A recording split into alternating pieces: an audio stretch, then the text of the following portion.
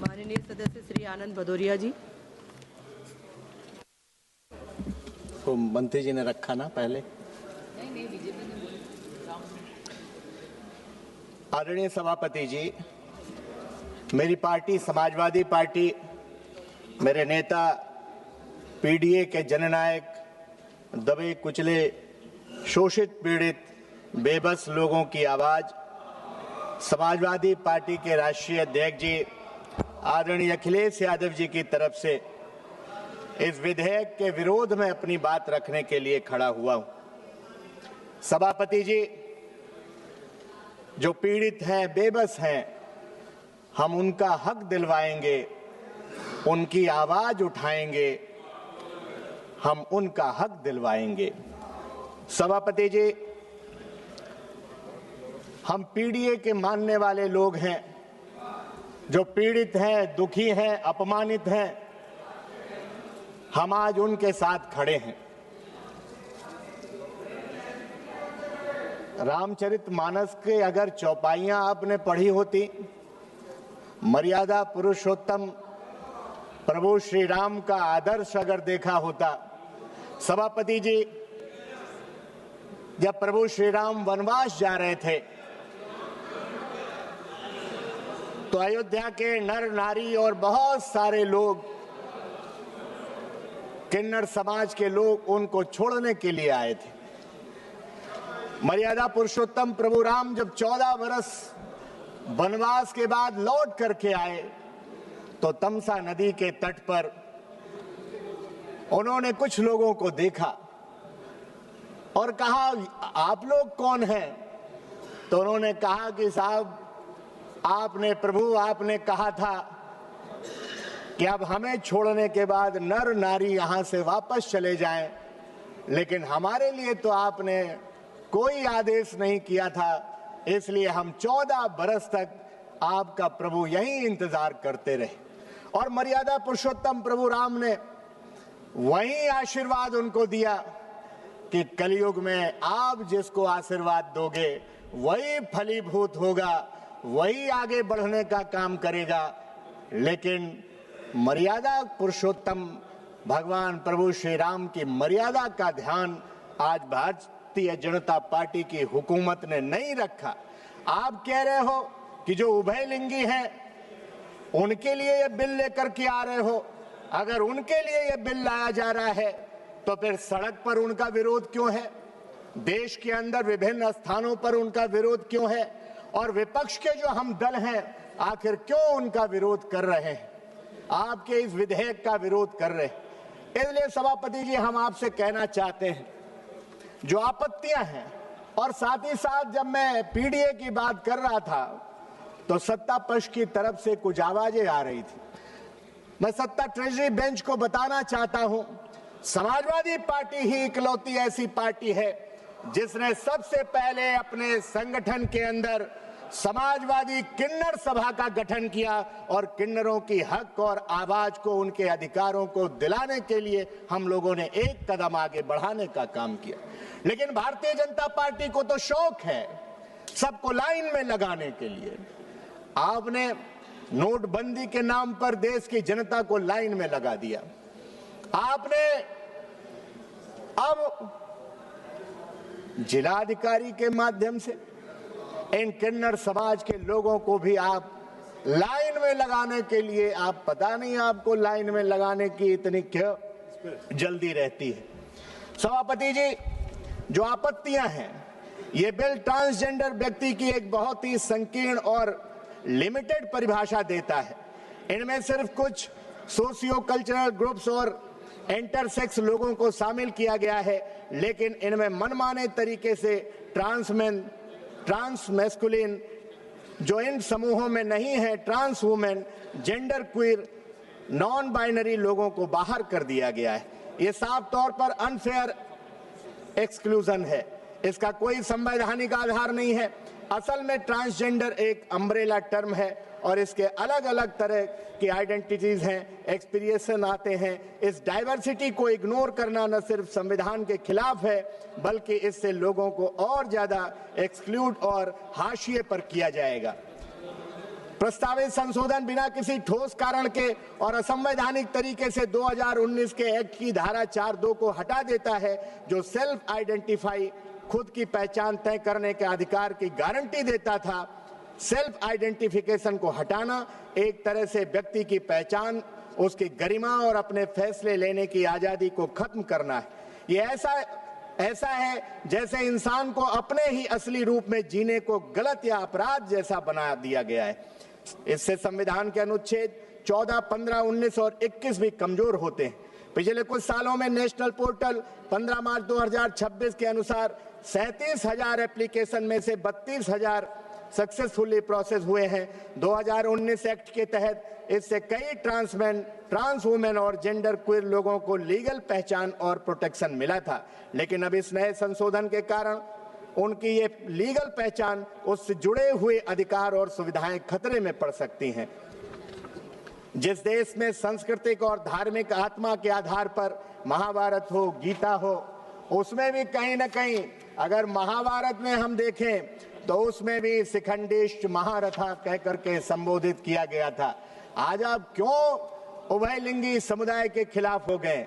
सभापति जी, ट्रांसजेंडर समुदाय हमेशा से समाज की मुख्य धारा से शोषित, उत्पीड़ित, अपने समुदाय, अपने जैसे अन्य साथियों के बीच रह करके अपनी सुरक्षा, अपने तरह से जीने का हक हासिल करता आया है, लेकिन ये बिल उनसे उनका वो हक भी छीन रहा है। प्रस्तावित धारा 18G, जो किसी को ट्रांसजेंडर के रूप में दिखाने के लिए बहकाना या मजबूर करना को अपराध बनाती है, काफी चिंताजनक है। आप केवल अपराध की श्रेणी में ले आएंगे, पूरी की पूरी कम्युनिटी को आप कटघरे में खड़ा करना चाहते हैं। जो अपराधी हैं, अगर कोई गलत कर रहा है तो CRPC में भी तमाम धाराएं हैं, आप कार्रवाई कीजिए, लेकिन पूरी की पूरी कम्युनिटी को अपराध की श्रेणी में लाना कतई अनुचित है। इस तरीके से पनिशमेंट वाले प्रावधान एंटी डिस्क्रिमिनेशन और वेलफेयर कानून में जोड़ने से उल्टा ट्रांसजेंडर लोगों को और उनके सपोर्ट सिस्टम को ही क्रिमिनलाइज करने का खतरा है।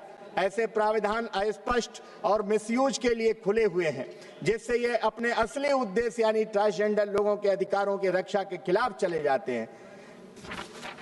सभापति जी, ये बिल एक मेडिकल बोर्ड बनाने की बात करता है, जो ट्रांसजेंडर लोगों को स्क्रीन करेगा।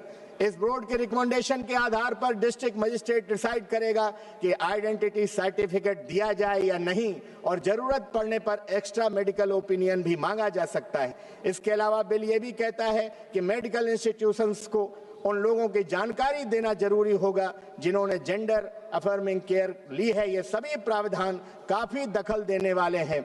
सवाल ये है, आप इतने अधिकार सिर्फ डिस्ट्रिक्ट मजिस्ट्रेट को क्यों लगातार देते जा रहे हो? आप कोई भी विधेयक लेकर के आते हो, लगातार अधिकारी को इतने अधिकार क्यों देते जा रहे हो? कहीं ना कहीं लोकतंत्र के लिए ये शुभ संकेत नहीं है। आप लगातार जिलाधिकारी के माध्यम से निरंकुश करते जा रहे हो। ये बिल बिना किसी मैग्नीफुल कंसल्टेशन के लाया गया है। इसमें ट्रांसजेंडर कम्युनिटी और दूसरे इंपॉर्टेंट स्टेक होल्डर से सही तरीके से बात नहीं की गई। इससे ट्रांसजेंडर लोगों के बड़े हिस्से को बाहर रखा गया है, जिससे उनका और ज्यादा हाशियाकरण, कलंकित होना बढ़ सकता है। प्रस्तावित संशोधन उन हजारों ट्रांसजेंडर लोगों के लिए खतरा पैदा करता है जिन्होंने 2019 एक्ट के तहत अपनी लीगल पहचान हासिल की थी। सभापति जी, उनका क्या होगा? अभी 2019 में ये संशोधन लेकर के आए थे, अब इतनी जल्दी फिर इनको संशोधन लाना पड़ रहा है। जिन्होंने 2019 एक्ट के तहत अपनी लीगल पहचान हासिल की थी, इससे उनकी जिंदगी में गहरी सोशल और लीगल अनिश्चितता आ जाएगी। ये न सिर्फ इम्प्रैक्टिकल है, बल्कि इससे लोगों को फिर से भेदभाव का शिकार होना पड़ेगा। ऐसे में कई लोग अनसेफ और अनरेगुलेटेड मेडिसिन ऑप्शन यानी कि सर्जरीज की तरफ बढ़ जाने को मजबूर हो सकते हैं। 2019 एक्ट के मकसद को और कमजोर करता है। इसके अलावा जिन्होंने अपने ऑफिशियल डॉक्यूमेंट में जेंडर अपग्रेड करवा लिया है और कई मामलों में मेडिकल ट्रांजिशन भी किया है, उन्हें अब वापस जन्म के समय तय जेंडर पर लीगली लौटने का खतरा हो सकता है। इस तरह का रोल बैक लोगों में अपनी लीगल आइडेंटिटी को लेकर के, नौकरी को लेकर के, बेसिक सर्विस को लेकर के गहरी चिंता और असुरक्षा पैदा करता है। जिन्होंने अपनी पूरी जिंदगी 2019 के एक्ट के तहत ढाल ली है, उनका क्या होगा? 2016 का बिल एक वजह से बदला गया था और खुद प्रधानमंत्री जी ने भी G7 में और संसद में 2019 के एक्ट को प्रोग्रेसिव एक्ट बताया था और ये कहा था कि हमने ट्रांसजेंडर लोगों के अधिकारों की सुरक्षा के लिए कानून बनाए हैं। लेकिन अब इन प्रोटेक्शंस को वापस लेना सरकार की अपनी ही सोच और विजन के खिलाफ है। इससे ट्रांसजेंडर, जेंडर डाइवर्स लोगों को सालों की सोशल, लीगल, पर्सनल प्रोग्रेस कमजोर हो जाएगी। ऐसा कोई भी संशोधन जो इन अधिकारों को नजरअंदाज करता है वह न सिर्फ इम्प्रैक्टिकल होगा बल्कि हार्मफुल भी होगा और संविधान के हिसाब से भी सही नहीं ठहराया जा सकता है। सेक्शन 18G वाला प्रावधान गलत समझ पर आधारित है और गलत जगह रखा गया है। इससे ट्रांसजेंडर लोगों के साथ साथ उनका सपोर्ट सिस्टम जैसे उनके परिवार, दोस्त, doctors, health care providers, community groups और NGOs सबको हैरेसमेंट, डराने, धमकाने, झूठे केस, यहाँ तक कि जेल के खतरे में भी डाल देता है। प्रोटेक्शन देने के बजाय ये बिल घरों और सपोर्ट सिस्टम के अंदर डर और अनिश्चितता पैदा करता है।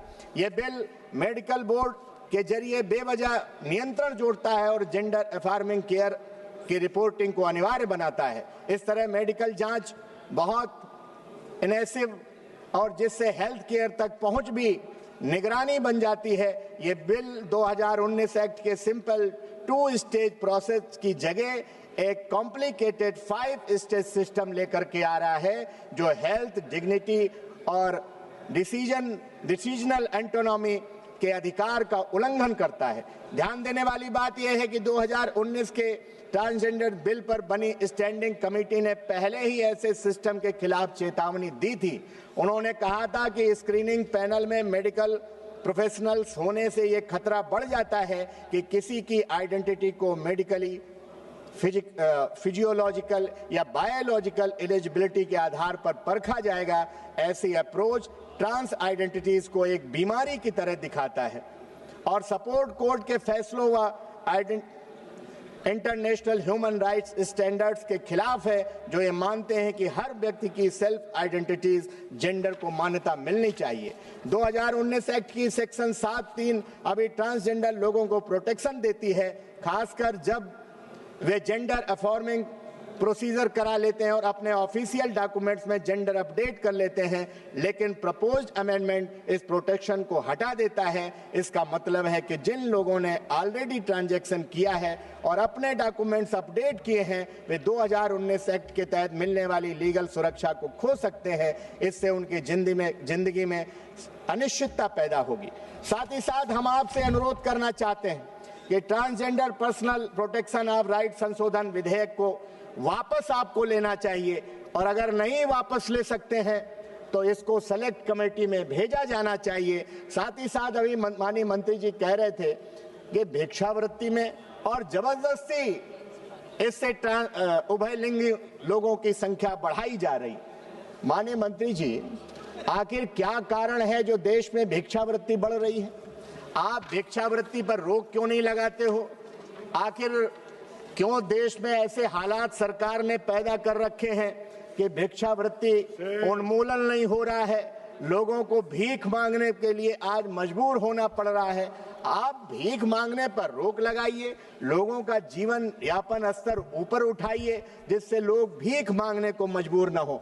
मैंने भीख मांगते तमाम लोगों को देखा है, लेकिन किसी किन्नर समाज के लोगों को, उभयलिंगी समाज के लोगों को भीख मांगते सड़क पर, चौराहों पर नहीं देखा है। वो तो नेक मांगते हैं और आशीर्वाद देने का काम करते हैं।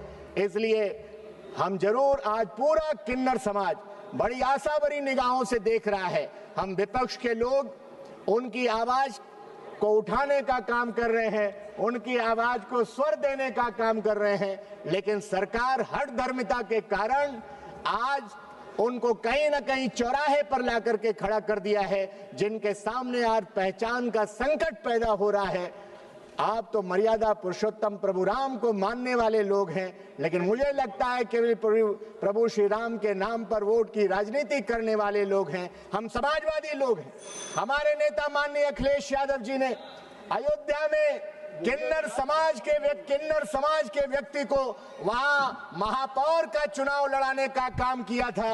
अगर आप भी आगे बढ़िए तो कहीं ना कहीं राजनीति में भी, सदन में भी लाइए किन्नर समाज को, उनको भी आरक्षण देने का काम करिए। उनके हक की लड़ाई हम समाजवादी लड़ते रहेंगे, उन्हें आगे बढ़ाने का काम करते रहेंगे। और ये जो विधेयक आपने उनके अधिकारों पर हमला करने के लिए आप लाए हैं, उसको सेलेक्ट कमेटी में ले जाइए। सभापति जी, आपने समय दिया, आपका बहुत बहुत धन्यवाद।